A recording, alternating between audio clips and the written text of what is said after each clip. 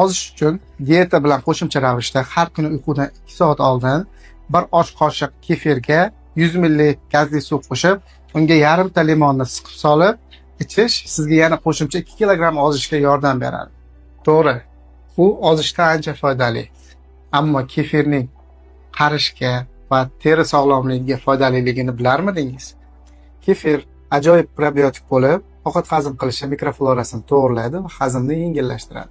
Bundan tashqari, kefirda oqsil, yog', antioksidant, vitaminlarning ajoyib kombinatsiyasi mavjud bo'lib, terimizdagi ajinlar va dog'larni yo'q qilishga yordam beradi. Bu esa yosh ko'rinish uchun ajoyib retseptdir. Yuqoridagilardan tashqari, kefir suyaklarni mustahkamlaydi.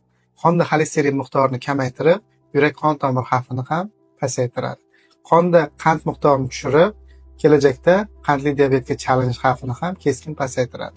Agar kefirning nojo'ya ta'sirlari va uni qanday to'g'ri iste'mol qilishni bilmoqchi bo'lsangiz, opisaniyani o'qing.